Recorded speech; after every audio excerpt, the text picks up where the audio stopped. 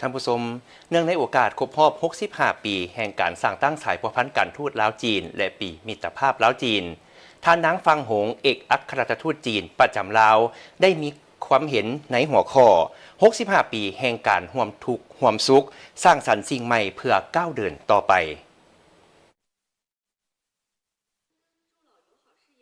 ปีนี้เป็นปีครบรอบ 65 ปีแห่งการสร้างตั้งสายพัวพันธ์การทูตระหว่างจีนลาวทั้งเป็นปีมิตรภาพจีนลาวที่สองประเทศได้กำหนดร่วมกันท่านนางฟ้าหงเอกอัครราชทูตจีนประจำลาวได้มีคำเห็นบางตอนว่าสุภาษิตของจีนได้กล่าวว่าผู้ที่เฮียนสำนักเดียวกันเอิ้นว่าหมู่ผู้ที่มีอุดมการณ์เดียวกันเอิ้นว่าสหาย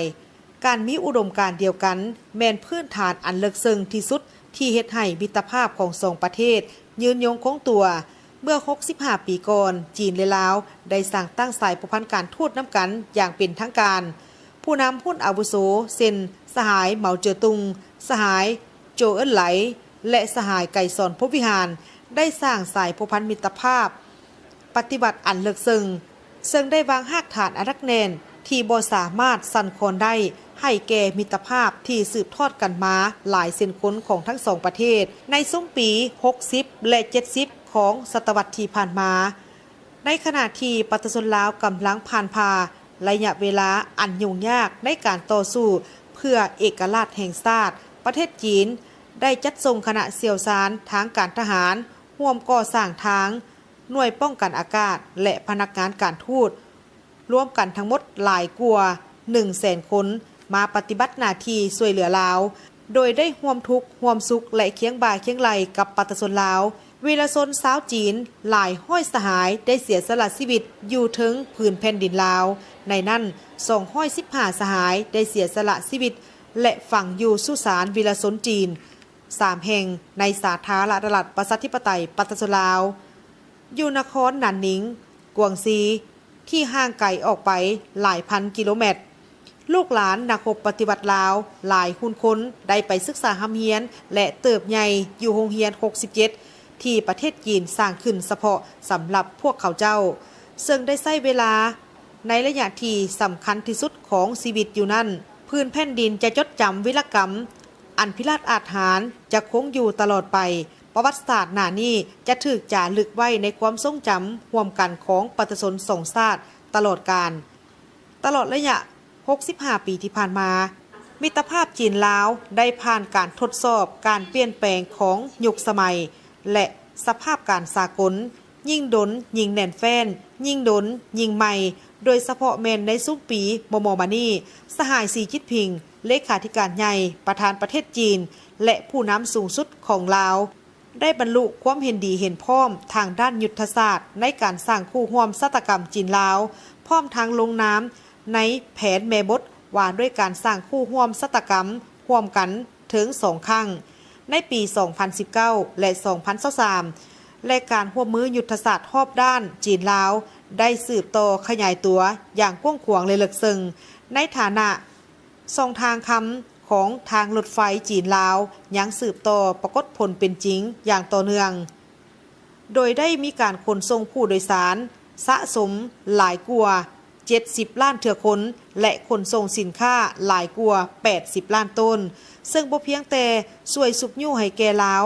หันเปลี่ยนจากประเทศที่บ่มีชายแดนติดจอดกับทะเลกลายเป็นประเทศเสื่อมโยงเสื่อมจอดแต่ยังเป็นการยกระดับการเสื่อมโยงเสื่อมจอดอยู่ในภาคพื้นหลายอย่างประเทศจีนยังคงเป็นแหล่งทุนต่างประเทศและประเทศส่งออกอันดับหนึ่งของลาวหลายปีติดต่อกันโดยมีมูลค่าการลงทุนสะสมอยู่ลาวหลายกว่า18 ตื้อดอลลาร์และปี 2025 มูลค่าการค้าของสองฝ่ายบรรลุถึง 9.82 ตื้อดอลลาร์เพิ่มขึ้น125ส่วนห้อยเทียบใส่ปี 2021 ที่เป็นปีครบรอบ 60 ปีแห่งการสร้างตั้งสายพัวพันธ์การทูตลาวจีนบรรดาโครงการช่วยเหลือเช่น8โครงการใหญ่ช่วยเหลือลาวโรงหมอมโหสถและอื่นๆได้ปรากฏผลเป็นจริงในทั่วประเทศลาวเฮ็ดให้มากผลแห่งการร่วมมือจีนลาวได้เอื้ออำนวยผลประโยชน์ให้แก่ประชาชนลาวประเทศจีนยินดีนำเข้าสินค้ากสิกรรมที่มีคุณภาพสูงของลาวหลายขึ้นลงเลิกการร่วมมือในโครงเขตการพัฒนาสีเขียว เศรษฐกิจดิจิตอลพลังงานสะอาดและอื่นๆช่วยเหลือฝ่ายลาวในการเล็งลัดการเปลี่ยนแปลงพลังงานและรับมือกับความผันผวนของตลาดพลังงานสากลได้ดีขึ้นสืบต่อจะตั้งปฏิบัติบรรดาโครงการช่วยเหลือเพื่อชีวิตการเป็นอยู่ของประชาชนให้ดีเพื่อสร้างผลประโยชน์ให้แก่ประชาชนท้องถิ่นหลายขึ้น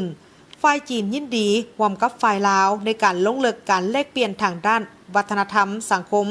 ร่วมมือด้านการศึกษาและแลกเปลี่ยนของสาวหนุ่มเพื่อให้มิตรภาพจีนลาวได้รับการสืบทอดจากหุ้นสู่หุ้นส่งเสริมเพื่อนมิตรสาวลาวให้เดินทางไปศึกษาท่องเที่ยวและเฮ็ดเวียกอยู่ประเทศจีนหลายขึ้นและพี่น้องชาวจีนให้เดินทางมาประเทศลาวเพื่อสัมผัสกับเสน่ห์อันเป็นเอกลักษณ์ของดินแดนแห่งนี้ให้หลายขึ้นเช่นกันเมื่อยืนอยู่จุดเริ่มต้นใหม่ทางประวัติศาสตร์มิตรภาพจีนลาวบ่มีมือสิ้นสุดบาทเก้าที่เคียงบ่าเคียงไหลกันนั่นจะต้องก้าวผ่านข้ามภูผาป่าดงเพื่อร่วมกันก้าวไปสู่ระยะ65ปีต่อหน้าที่งดงามกว่าเก่า